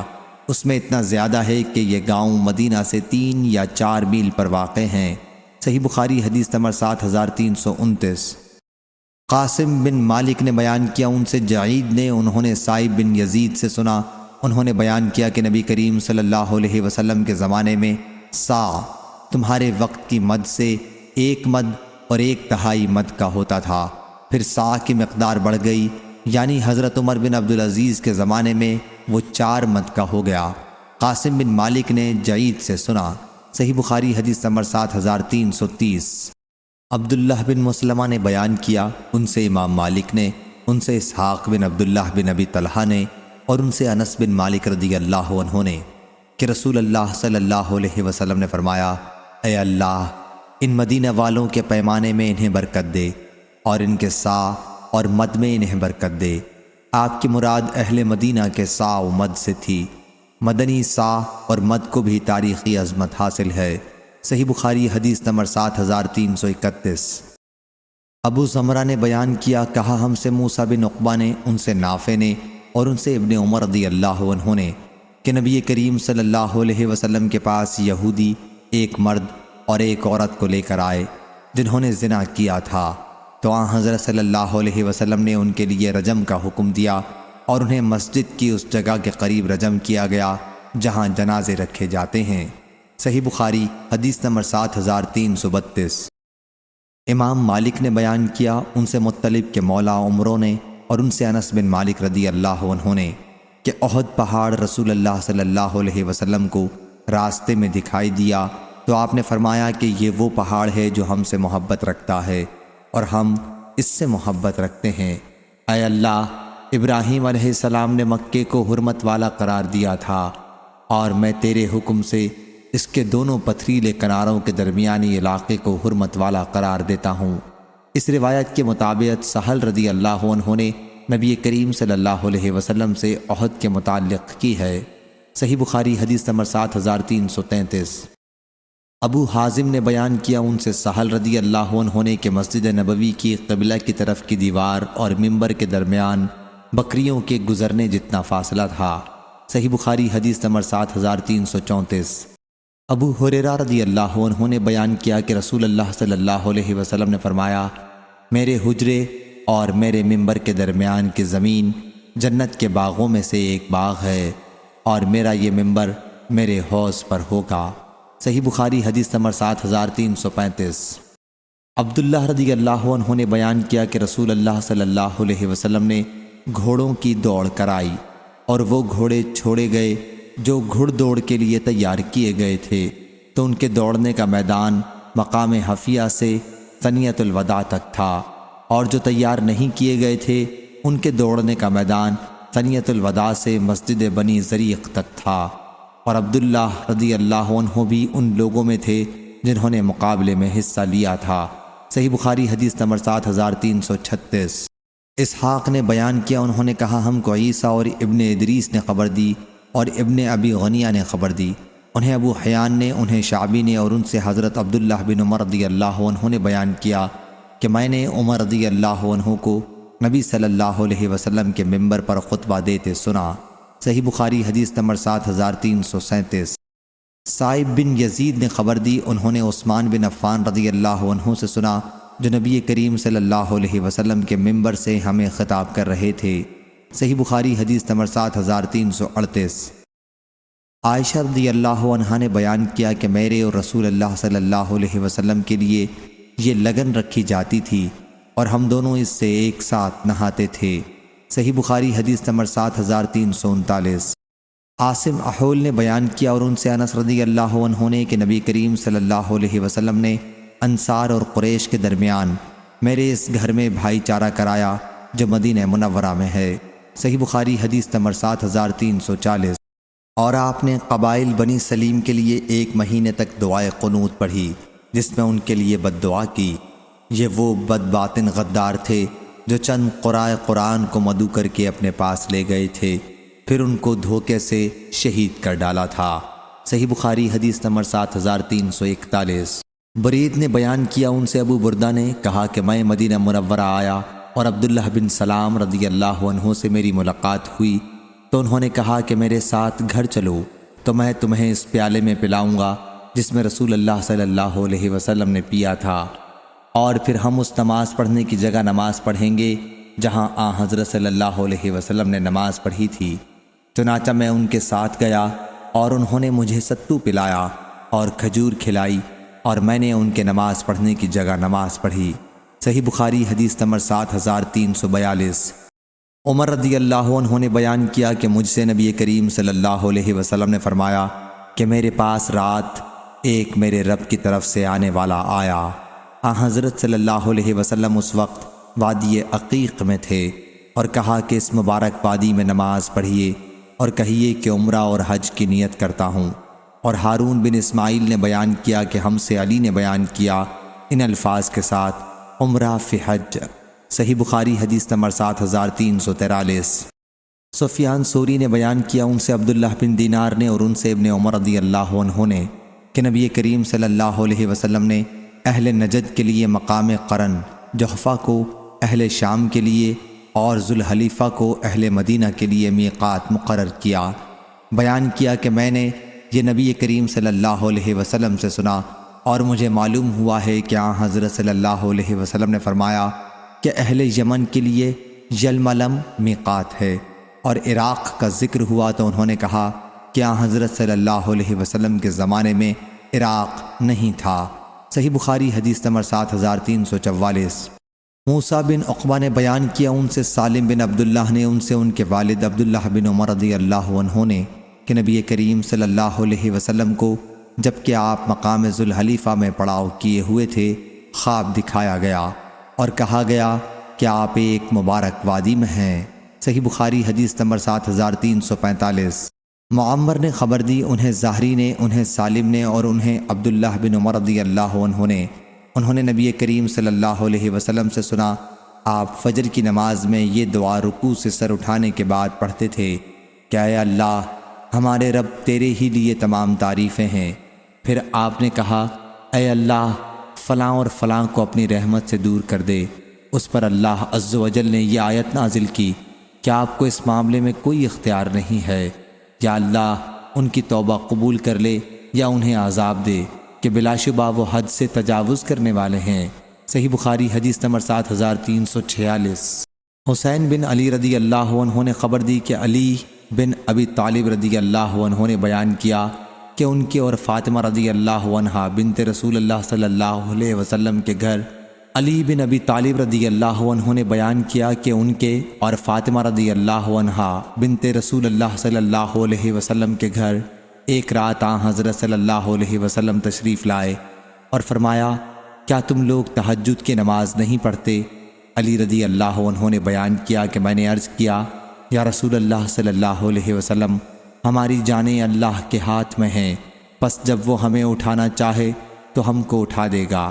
جو ہی میں نے حضرت صلی اللہ علیہ وسلم سے یہ کہا تو آپ پیٹھ موڑ کر واپس جانے لگے اور کوئی جواب نہیں دیا، لیکن واپس جاتے ہوئے آپ صلی اللہ علیہ وسلم اپنی ران پر ہاتھ مار رہے تھے اور کہہ رہے تھے کہ اور انسان بڑا ہی جھگڑالو ہے، اگر کوئی تمہارے پاس رات میں آئے تو طارق کہلائے گا، اور قرآن میں جو والطارق کا لفظ آیا ہے اس سے مراد ستارہ ہے، اور ثاقب بمانی چمکتا ہوا۔ عرب لوگ آگ جلانے والے سے کہتے ہیں الثقب النارک، یعنی آگ روشن کر، اس سے لفظ ثاقب ہے۔ صحیح بخاری حدیث نمبر 7347۔ ابو ہریرہ رضی اللہ عنہ نے بیان کیا کہ ہم مسجد نبوی میں تھے کہ رسول اللہ صلی اللہ علیہ وسلم باہر تشریف لائے اور فرمایا یہودیوں کے پاس چلو۔ چنانچہ ہم حضرت صلی اللہ علیہ وسلم کے ساتھ روانہ ہوئے۔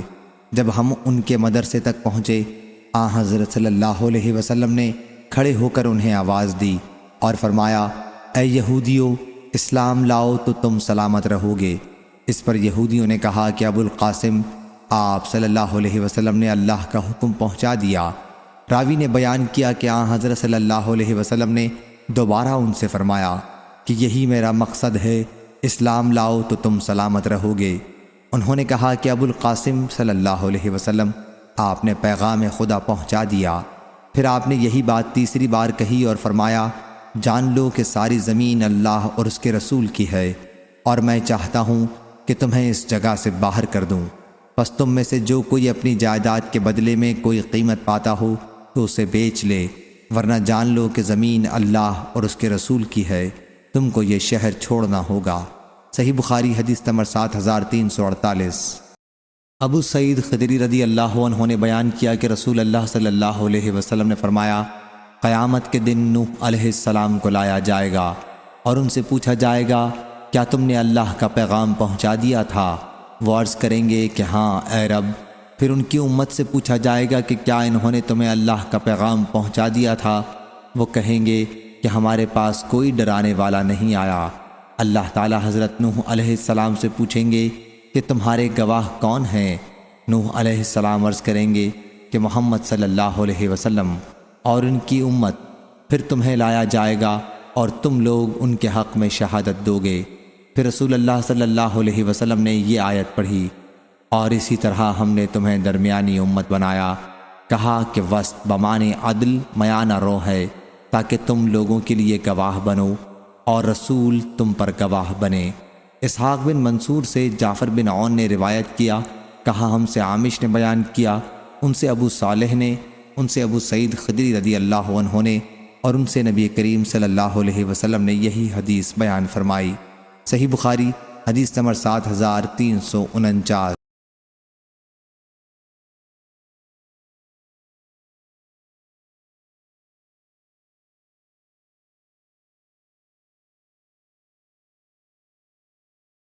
یزید بن عبداللہ بن ہاد نے بیان کیا، ان سے محمد بن ابراہیم بن حارث نے، ان سے بصر بن سعید نے، ان سے عمرو بن العاص کے مولا ابو قیس نے، ان سے عمرو بن عاص رضی اللہ عنہ نے، انہوں نے رسول اللہ صلی اللہ علیہ وسلم سے سنا، آپ نے فرمایا کہ جب حاکم کوئی فیصلہ اپنے اجتہاد سے کرے اور فیصلہ صحیح ہو تو اسے دوہرا ثواب ملتا ہے، اور جب کسی فیصلے میں اجتہاد کرے اور غلطی کر جائے تو اسے اکہرا ثواب ملتا ہے۔ اجتہاد کا بیان کیا کہ پھر میں نے یہ حدیث ابو بکر بن عمرو بن حزم سے بیان کی تو انہوں نے بیان کیا کہ مجھ سے ابو سلمہ بن عبد الرحمن نے اسی طرح بیان کیا، اور ان سے ابو ہریرہ رضی اللہ عنہ نے بیان کیا، اور عبدالعزیز بن مطلب نے بیان کیا، ان سے عبداللہ بن ابی بکر نے بیان کیا، ان سے ابو سلمہ رضی اللہ عنہ نے بیان کیا، اور ان سے نبی کریم صلی اللہ علیہ وسلم نے اسی طرح بیان فرمایا۔ صحیح بخاری حدیث نمبر 7352۔ عبید بن عمیر نے بیان کیا کہ ابو موسیٰ اشعری رضی اللہ عنہ نے عمر رضی اللہ عنہ سے ملنے کی اجازت چاہی، اور یہ دیکھ کر کہ حضرت عمر مشغول ہیں آپ جلدی سے واپس چلے گئے۔ پھر عمر رضی اللہ عنہ نے کہا کہ کیا میں نے ابھی عبداللہ بن قیس ابو موسیٰ رضی اللہ عنہ کی آواز نہیں سنی تھی؟ انہیں بلا لو۔ چنانچہ انہیں بلایا گیا تو عمر رضی اللہ عنہ نے پوچھا کیا ایسا کیوں کیا کہ جلدی واپس ہو گئے؟ انہوں نے کہا کہ ہمیں حدیث میں اس کا حکم دیا گیا ہے۔ حضرت عمر رضی اللہ عنہ نے کہا اس حدیث پر کوئی گواہ لاؤ ورنہ میں تمہارے ساتھ یہ سختی کروں گا۔ چنانچہ حضرت ابو موسیٰ انصار کی ایک مجلس میں گئے۔ انہوں نے کہا کہ اس کی گواہی ہم میں سب سے چھوٹا دے سکتا ہے۔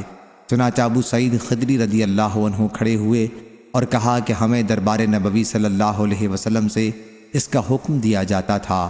اس پر عمر رضی اللہ عنہ نے کہا کہ حضرت صلی اللہ علیہ وسلم کا یہ حکم مجھے معلوم نہیں تھا، مجھے بازار کے کاموں خرید و فروخت نے اس حدیث سے غافل رکھا۔ صحیح بخاری حدیث نمبر 7353۔ ابو ہریرہ رضی اللہ عنہ نے خبر دی، انہوں نے کہا کہ تم سمجھتے ہو کہ ابو ہریرہ رسول اللہ صلی اللہ علیہ وسلم کی بہت زیادہ حدیث بیان کرتے ہیں۔ اللہ کے حضور میں سب کو جانا ہے۔ بات یہ تھی کہ میں ایک مسکین شخص تھا اور پیٹ بھرنے کے بعد ہر وقت حضرت صلی اللہ علیہ وسلم کے ساتھ رہتا تھا، لیکن مہاجرین کو بازار کے کاروبار مشغول رکھتے تھے اور انصار کو اپنے مالوں کی دیکھ بھال مصروف رکھتی تھی۔ میں ایک دن حضرت صلی اللہ علیہ وسلم کی خدمت میں حاضر تھا اور آپ نے فرمایا کہ کون اپنی چادر پھیلائے گا یہاں تک کہ میں اپنی بات پوری کر لوں، اور پھر وہ اپنی چادر سمیٹ لے اور اس کے بعد کبھی مجھ سے سنی ہوئی کوئی بات نہ بھولے۔ چنانچہ میں نے اپنی چادر جو میرے جسم پر تھی پھیلا دی، اور اس ذات کی قسم جس نے حضرت صلی اللہ علیہ وسلم کو حق کے ساتھ بھیجا تھا، پھر کبھی میں آپ کی کوئی حدیث جو آپ سے سنی تھی نہیں بھولا۔ صحیح بخاری حدیث نمبر 7354۔ محمد بن منقدر نے بیان کیا کہ میں نے جابر بن عبداللہ رضی اللہ عنہ کو دیکھا کہ وہ ابن سیاد کے واقعے پر اللہ کی قسم کھاتے تھے۔ میں نے ان سے کہا کہ آپ اللہ کی قسم کھاتے ہیں؟ انہوں نے کہا کہ میں نے عمر رضی اللہ عنہ کو نبی کریم صلی اللہ علیہ وسلم کے سامنے اللہ کی قسم کھاتے دیکھا، اور حضرت صلی اللہ علیہ وسلم نے اس پر کوئی انکار نہیں فرمایا۔ صحیح بخاری حدیث نمبر 7355۔ امام مالک نے بیان کیا، ان سے زید بن اسلم نے، ان سے ابی صالح سمان نے، اور ان سے ابو ہریرہ رضی اللہ عنہ نے کہ رسول اللہ صلی اللہ علیہ وسلم نے فرمایا، گھوڑے 3 طرح کے لوگوں کے لیے ہیں۔ ایک شخص کے لیے ان کا رکھنا کار ثواب ہے، دوسرے کے لیے برابر برابر نہ عذاب نہ ثواب، اور تیسرے کے لیے وبال جان ہے۔ جس کے لیے وہ اجر ہیں یہ وہ شخص ہے جس نے اسے اللہ کے راستے کے لیے باندھ کر رکھا اور اس کی رسی چراگاہ میں دراز کر دی، تو وہ گھوڑا جتنی دور تک چراگاہ میں گھوم کر چرے گا وہ مالک کی نیکیوں میں ترقی کا ذریعہ ہوگا۔ اور اگر گھوڑے نے اس دراز رسی کو بھی توڑوا لیا اور 1 یا 2 دوڑ اس نے لگائی تو اس کے نشانات قدم اور اس کی لید بھی مالک کے لیے باعث اجر و ثواب ہوگی۔ اور اگر گھوڑا کسی نہر سے گزرا اور اس نے نہر کا پانی پی لیا، مالک نے اسے پلانے کا کوئی ارادہ بھی نہیں کیا تھا، تب بھی مالک کے لیے یہ اجر کا باعث ہوگا، اور ایسا گھوڑا اپنے مالک کے لیے ثواب ہوتا ہے۔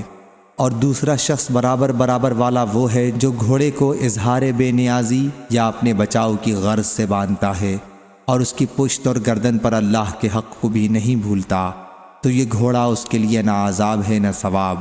اور تیسرا وہ شخص ہے جو گھوڑے کو فخر اور ریا کے لیے باندھتا ہے، تو یہ اس کے لیے وبال جان ہے۔ اور رسول اللہ صلی اللہ علیہ وسلم سے گدھوں کے متعلق پوچھا گیا تو آپ نے فرمایا کہ اللہ تعالیٰ نے اس سلسلے میں مجھ پر اس جامع اور نادر آیت کے سوا اور کچھ نہیں نازل فرمایا ہے، بس جو کوئی 1 ذرہ برابر بھی بھلائی کرے گا وہ اسے دیکھے گا، اور جو کوئی 1 ذرہ برابر بھی برائی کرے گا وہ اسے دیکھے گا۔ صحیح بخاری حدیث نمبر 7356۔ سفیان بن عینہ نے بیان کیا، ان سے منصور بن صفیہ نے، ان سے ان کے والدہ نے، اور ان سے عائشہ رضی اللہ عنہا نے کہ ایک خاتون نے رسول اللہ صلی اللہ علیہ وسلم سے سوال کیا۔ دوسری سند امام بخاری نے کہا اور ہم سے محمد نے بیان کیا، یعنی ابن عقبہ نے کہا ہم سے فضیل بن سلیمان نمیری بصری نے بیان کیا، کہا ہم سے منصور بن عبد الرحمن بن شیبہ نے بیان کیا، ان سے ان کی والدہ نے، اور ان سے عائشہ رضی اللہ عنہا نے کہ ایک عورت نے رسول کریم صلی اللہ علیہ وسلم سے حیض کے متعلق پوچھا کہ اس سے غسل کس طرح کیا جائے۔ حضرت صلی اللہ علیہ وسلم نے فرمایا کہ مشک لگا ہوا ایک کپڑا لے کر اس سے پاکی حاصل کر۔ اس عورت نے پوچھا، یا رسول اللہ صلی اللہ علیہ وسلم، میں اس سے پاکی کس طرح حاصل کروں گی؟ حضرت صلی اللہ علیہ وسلم نے فرمایا کہ اس سے پاکی حاصل کرو انہوں نے پھر پوچھا کہ کس طرح پاکی حاصل کروں؟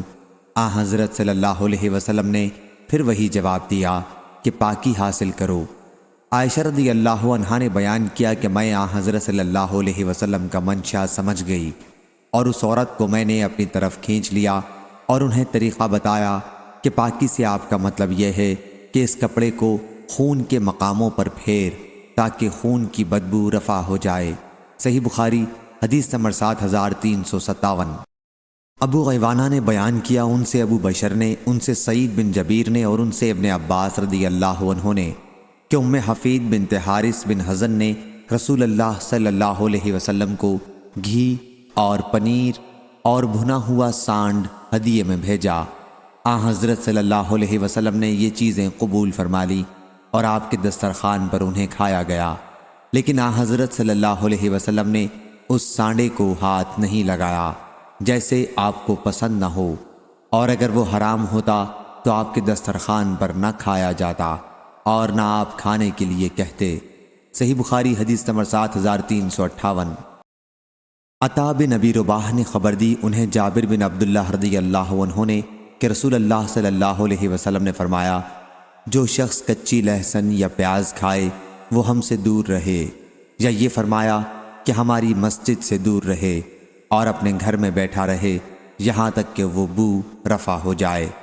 اور آپ کے پاس ایک طباق لایا گیا جس میں سبزیاں تھیں۔ حضرت صلی اللہ علیہ وسلم نے اس میں بو محسوس کی، پھر آپ کو اس میں رکھی ہوئی سبزیوں کے متعلق بتایا گیا تو آپ نے اپنے بعض صحابہ رضی اللہ عنہم کی طرف جو آپ کے ساتھ تھے اشارہ کر کے فرمایا کہ ان کے پاس لے جاؤ، لیکن جب ان صحابہ رضی اللہ عنہم نے اسے دیکھا تو انہوں نے بھی اسے کھانا پسند نہیں کیا۔ حضرت صلی اللہ علیہ وسلم نے اس پر ان سے فرمایا کہ تم کھا لو، کیونکہ میں جس سے سرگوشی کرتا ہوں تم اس سے نہیں کرتے۔ آپ کی مراد فرشتوں سے تھی۔ سعید بن کثیر بن عفیر نے جو حضرت امام بخاری رحمہ اللہ کے شیخ ہیں عبداللہ بن وہب سے اس حدیث میں یوں روایت کیا کہ حضرت صلی اللہ علیہ وسلم کے پاس ایک ہانڈی لائی گئی جس میں ترکاری تھی، اور لیث اور ابو صفان عبداللہ بن سعید اموی نے بھی اس حدیث کو یونس سے روایت کیا ہے، لیکن انہوں نے ہانڈی کا قصہ نہیں بیان کیا۔ اب میں نہیں جانتا کہ ہانڈی کا قصہ حدیث میں داخل ہے یا زہری نے بڑھا دیا ہے۔ صحیح بخاری حدیث نمبر 7359۔ جبیر بن مطعم رضی اللہ عنہ نے خبر دی کہ ایک خاتون رسول کریم صلی اللہ علیہ وسلم کے پاس آئیں تو حضرت صلی اللہ علیہ وسلم نے انہیں ایک حکم دیا۔ انہوں نے عرض کی، یا رسول اللہ صلی اللہ علیہ وسلم، اگر میں آپ کو نہ پاؤں پھر کیا کروں گی؟ حضرت صلی اللہ علیہ وسلم نے فرمایا کہ جب مجھے نہ پانا تو ابو بکر رضی اللہ عنہ کے پاس جانا۔ حمیدی نے ابراہیم بن سعد سے یہ اضافہ کیا کہ غالباً خاتون کی مراد وفات تھی۔ امام بخاری نے کہا، حمیدی نے اس روایت میں ابراہیم بن سعد سے اتنا بڑھایا ہے کہ آپ کو نہ پاؤں اس سے مراد یہ ہے کہ آپ کی وفات ہو جائے۔ صحیح بخاری حدیث نمبر 7360۔ حمید بن عبد الرحمن نے خبر دی، انہوں نے معاویہ رضی اللہ عنہ سے سنا، وہ مدینے میں قریش کی ایک جماعت سے حدیث بیان کر رہے تھے۔ معاویہ رضی اللہ عنہ نے کعب احبار کا ذکر کیا اور فرمایا، جتنے لوگ اہل کتاب سے احادیث نقل کرتے ہیں ان سب میں کعب احبار بہت سچے تھے، اور باوجود اس کے کبھی کبھی ان کی بات جھوٹ نکلتی تھی۔ یہ مطلب نہیں ہے کہ کعب احبار جھوٹ بولتے تھے۔ صحیح بخاری حدیث نمبر 7361۔ ابو ہریرہ رضی اللہ عنہ نے بیان کیا کہ اہل کتاب توریت عبرانی زبان میں پڑھتے تھے اور اس کی تفسیر مسلمانوں کے لیے عربی میں کرتے تھے، تو رسول اللہ صلی اللہ علیہ وسلم نے فرمایا کہ اہل کتاب کی نہ تصدیق کرو اور نہ ان کی تکذیب کرو، کیونکہ ہم ایمان لائے اللہ پر اور اس پر جو ہم پر نازل ہوا اور جو ہم سے پہلے تم پر نازل ہوا، آخر آیت تک جو سورہ بقرہ میں ہے۔ صحیح بخاری حدیث نمبر 7362۔ حضرت عبداللہ بن عباس رضی اللہ عنہ نے بیان کیا کہ تم اہل کتاب سے کسی چیز کے بارے میں کیوں پوچھتے ہو، جبکہ تمہاری کتاب جو رسول اللہ صلی اللہ علیہ وسلم پر نازل ہوئی وہ تازہ بھی ہے اور محفوظ بھی، اور تمہیں اس نے بتا بھی دیا ہے کہ اہل کتاب نے اپنا دین بدل ڈالا اور اللہ کی کتاب میں تبدیلی کر دی اور اسے اپنے ہاتھ سے خود بنا کر لکھا اور کہا کہ یہ اللہ کی طرف سے ہے تاکہ اس کے ذریعے دنیا کا تھوڑا سا مال کما لیں۔ تمہارے پاس قرآن و حدیث کا جو علم ہے وہ تمہیں ان سے پوچھنے سے منع کرتا ہے۔ واللہ میں تو نہیں دیکھتا کہ اہل کتاب میں سے کوئی تم سے اس کے بارے میں پوچھتا ہو جو تم پر نازل کیا گیا ہو۔ صحیح بخاری حدیث نمبر 7363۔ جندب بن عبداللہ بجلی رضی اللہ عنہ نے بیان کیا کہ رسول اللہ صلی اللہ علیہ وسلم نے فرمایا، جب تک تمہارے دل ملے رہیں قرآن پڑھو، اور جب تم میں اختلاف ہو جائے تو اس سے دور ہو جاؤ۔ صحیح بخاری حدیث نمبر 7364۔ حمام بن یحییٰ بصری نے بیان کیا، کہا ہم سے ابو عمران جونی نے اور ان سے جندب بن عبداللہ رضی اللہ عنہ نے کہ رسول اللہ صلی اللہ علیہ وسلم نے فرمایا، جب تک تمہارے دلوں میں اتحاد و اتفاق ہو قرآن پڑھو، اور جب اختلاف ہو جائے تو اس سے دور ہو جاؤ۔ اور یزید بن ہارون واسطی نے ہارون عور سے بیان کیا، ان سے ابو عمران نے بیان کیا، ان سے جندب رضی اللہ عنہ نے نبی کریم صلی اللہ علیہ وسلم سے بیان کیا۔ صحیح بخاری حدیث نمبر 7365۔ ابن عباس رضی اللہ عنہ نے بیان کیا کہ جب حضرت صلی اللہ علیہ وآلہ وسلم کی وفات کا وقت قریب آیا تو گھر میں بہت سے صحابہ رضی اللہ عنہم موجود تھے، جن میں عمر بن خطاب رضی اللہ عنہ بھی تھے۔ اس وقت آپ نے فرمایا، کیا میں تمہارے لیے ایک ایسا مکتوب لکھ دوں کہ اس کے بعد تم کبھی گمراہ نہ ہوگے؟ عمر رضی اللہ عنہ نے کہا، حضرت صلی اللہ علیہ وسلم تکلیف میں مبتلا ہیں، تمہارے پاس اللہ کی کتاب ہے اور یہی ہمارے لیے کافی ہے۔ گھر کے لوگوں میں بھی اختلاف ہو گیا اور آپس میں بحث کرنے لگے۔ ان میں سے بعض نے کہا کہ حضرت صلی اللہ علیہ وسلم کے قریب لکھنے کا سامان کر دو، وہ تمہارے لیے ایسی چیز لکھ دیں گے کہ اس کے بعد تم گمراہ نہیں ہوگے۔ اور بعض نے وہی بات کہی جو عمر رضی اللہ عنہ کہہ چکے تھے۔ جب حضرت صلی اللہ علیہ وسلم کے پاس لوگ اختلاف و بحث زیادہ کرنے لگے تو آپ نے فرمایا کہ میرے پاس سے ہٹ جاؤ۔ عبید اللہ نے بیان کیا کہ ابن عباس رضی اللہ عنہ کہا کرتے تھے کہ سب سے بھاری مصیبت تو وہ تھے جو رسول کریم صلی اللہ علیہ وسلم اور اس نوشت لکھوانے کے درمیان حائل ہوئے، یعنی جھگڑا اور شور۔ صحیح بخاری حدیث نمبر 7366۔ عطا نے خبر دی، انہوں نے جابر رضی اللہ عنہ سے سنا، اس وقت اور لوگ بھی ان کے ساتھ تھے۔ انہوں نے بیان کیا کہ رسول اللہ صلی اللہ علیہ وسلم کے صحابہ رضی اللہ عنہم نے حضرت صلی اللہ علیہ وسلم کے ساتھ خالص حج کا احرام باندھا اور اس کے ساتھ عمرے کا نہیں باندھا۔ عطا نے بیان کیا کہ جابر رضی اللہ عنہ نے کہا کہ پھر حضرت صلی اللہ علیہ وسلم 4 ذی الحج کی صبح کو آئے، اور جب ہم بھی حاضر ہوئے تو آپ نے ہمیں حکم دیا کہ ہم حلال ہو جائیں، اور آپ نے فرمایا کہ حلال ہو جاؤ اور اپنی بیویوں کے پاس جاؤ۔ عطا نے بیان کیا اور ان سے جابر رضی اللہ عنہ نے کہ ان پر یہ ضروری نہیں قرار دیا بلکہ صرف حلال کیا۔ پھر حضرت صلی اللہ علیہ وسلم کو معلوم ہوا کہ ہم میں یہ بات ہو رہی ہے کہ عرفہ پہنچنے میں صرف 5 دن رہ گئے ہیں، اور پھر بھی حضرت صلی اللہ علیہ وسلم نے ہمیں اپنی عورتوں کے پاس جانے کا حکم دیا ہے۔ کیا ہم عرفات اس حالت میں جائیں کہ مزی یا منی ہمارے ذکر سے ٹپک رہی ہو؟ عطا نے کہا کہ جابر رضی اللہ عنہ نے اپنے ہاتھ سے اشارہ کیا کہ اس طرح مزی ٹپک رہی ہو، اس کو ہلایا۔ پھر حضرت صلی اللہ علیہ وسلم کھڑے ہوئے اور فرمایا، تمہیں معلوم ہے کہ میں تم میں اللہ سے سب سے زیادہ ڈرنے والا ہوں، تم میں سب سے زیادہ سچا ہوں اور سب سے زیادہ نیک ہوں، اور اگر میرے پاس ہدی قربانی کا جانور نہ ہوتا تو میں بھی حلال ہو جاتا، بس تم بھی حلال ہو جاؤ۔ اگر مجھے وہ بات پہلے سے معلوم ہو جاتی جو بعد میں معلوم ہوئی تو میں قربانی کا جانور ساتھ نہ لاتا۔ چنانچہ ہم حلال ہو گئے اور ہم نے حضرت صلی اللہ علیہ وسلم کی بات سنی اور آپ کی اطاعت کی۔ صحیح بخاری حدیث نمبر 7367۔ عبداللہ بن مغفل مزنی نے بیان کیا اور ان سے نبی کریم صلی اللہ علیہ وسلم نے فرمایا کہ مغرب کی نماز سے پہلے بھی نماز پڑھو، اور تیسری مرتبہ میں فرمایا کہ جس کا جی چاہے، کیونکہ آپ پسند نہیں کرتے تھے کہ اسے لوگ لازمی سنت بنا لیں۔ صحیح بخاری حدیث نمبر 7368۔ عروہ اور ابن مسیب اور علقمہ بن وقاص اور عبید اللہ بن عبداللہ نے بیان کیا اور ان سے عائشہ رضی اللہ عنہا نے کہ جب تہمت لگانے والوں نے ان پر تہمت لگائی تھی اور رسول اللہ صلی اللہ علیہ وسلم نے علی بن ابی طالب، اسامہ بن زید رضی اللہ عنہم کو بلایا، کیونکہ اس معاملے میں وحی اس وقت تک نہیں آئی تھی، اور آن حضرت صلی اللہ علیہ وسلم اپنی اہل خانہ کو جدا کرنے کے سلسلے میں ان سے مشورہ لینا چاہتے تھے۔ تو اسامہ رضی اللہ عنہ نے وہی مشورہ دیا جو انہیں معلوم تھا، یعنی آن حضرت صلی اللہ علیہ وسلم کی اہل خانہ کی برات کا۔